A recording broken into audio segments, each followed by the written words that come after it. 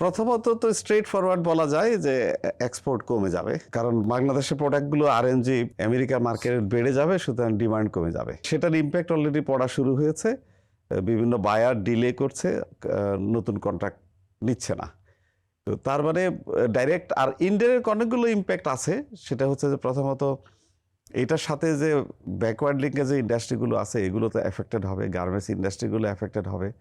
শুধু তাই না, বিনিয়োগও এফেক্টেড হবে, কারণ বাংলাদেশে এখন যে ইন্ডাস্ট্রিগুলোতে যে বিশেষ করে চায়না থেকে যে ইনভেস্টমেন্টগুলো আসছে, সেই ইনভেস্টমেন্টগুলোর মেজর পোর্শন কিন্তু ওই গার্মেন্টস রিলেটেড, ব্যাকওয়ার্ড লিঙ্কেজ, এগুলো থমকে যাবে। আর আরও একটা মারাত্মক ব্যাপার, যেটা শুধু শুল্কর সাথে আরেকটা জিনিস যেটা আমেরিকা যোগ করতে চাচ্ছে, যে ভ্যালু এডিশন 40%।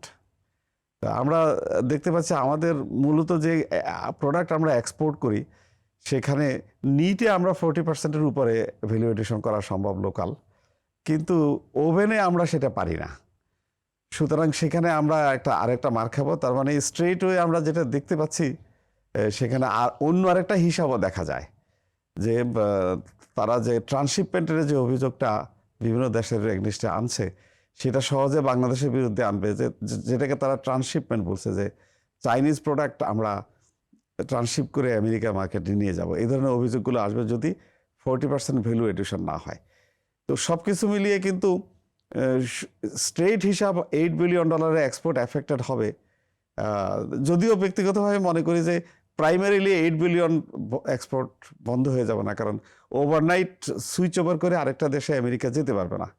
তা আমাদের কাছ থেকে নিতে হবে। এখন নেওয়ার পরে আমেরিকার মার্কেটে যখন এটার একটা ইম্প্যাক্ট পড়বে, সেটা ওই দেশের কনজিউমাররা কীভাবে রিয়্যাক্ট করবে সেটার উপরও ডিপেন্ড করে। সুতরাং আমরা হয়তো অনেকে বলেন, বিশেষজ্ঞরা বলেন যে $3 থেকে $4 বিলিয়ন প্রথম দিকেই এক্সপোর্ট কমে যাবে।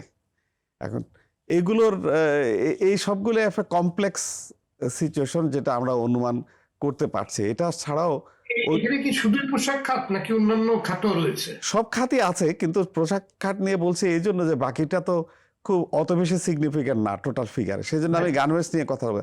আমাদের সিরামিক্স যায় প্রচুর, ইভেন কিছু ফুড আইটেমও তো যায়, প্রসেস ফুডও যাচ্ছে। তো সুতরাং ওগুলোর এটা এফেক্টেড হবে, কিন্তু আমরা যেটা ভিজিবল হবে আমাদের কাছে সেটা হচ্ছে আরএমজির এক্সপোর্টটা বেশি খারাপ।